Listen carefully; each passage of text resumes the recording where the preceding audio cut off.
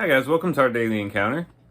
In 1 Thessalonians chapter 4, in the very last verse, we have a verse that sounds very similar to the very first verse in the section of Isaiah that we're in, where he says, "Therefore comfort one another with these words." In the section that we are in Isaiah, in the second section of Isaiah, where the main theme is comfort, it begins in verse 1 of Isaiah 40, "Comfort, O comfort my people." And it's wonderful that we have a God who is concerned with our comfort, comforting us in times of distress, comforting us maybe even in the time of the loss of loved ones that we've experienced. And that certainly is the context in 1 Thessalonians chapter 4. The church at Thessalonica was a very young church, and Paul didn't really get to spend a whole lot of time with them because of the persecutions that arose while he was there. And so he didn't really have the opportunity to give them a very thorough explanation of the end times and how it would all play out.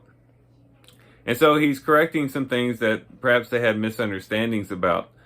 It seems to be that they believed that those who had died before Christ's return just missed out on Christ's return.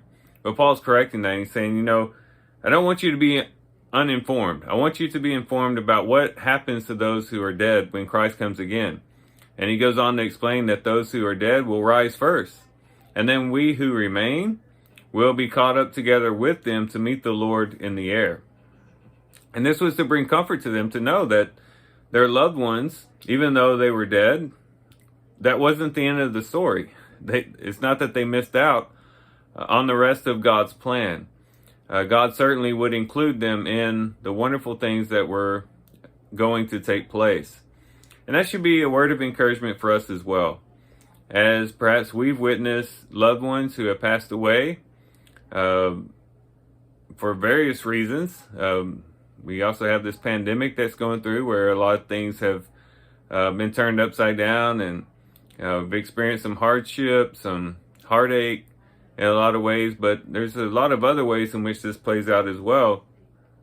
As we look at the current situation, we see the loss of loved ones. We begin to see maybe our own vulnerability.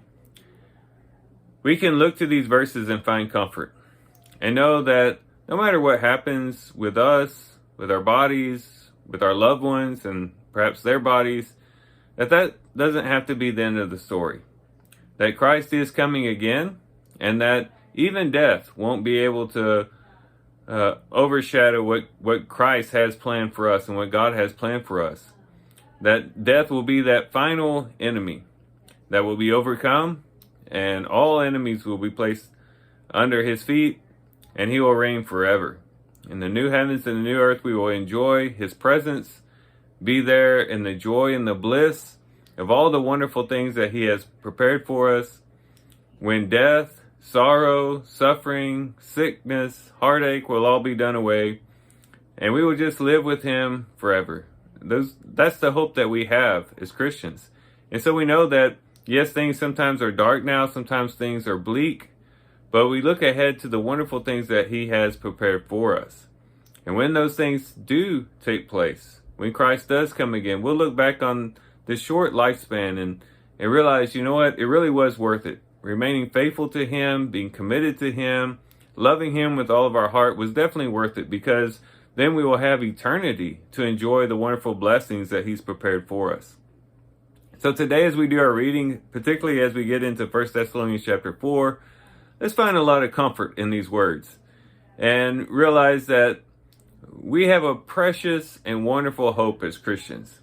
And we can cling to that, hold fast to that, and it can help us to get through the hard times that we find ourselves in, even in this present moment. So let's think about that, reflect on it today as we do our reading today. With that, I do thank you guys for watching the video today. Hope you guys have a great day. Love you guys. God bless.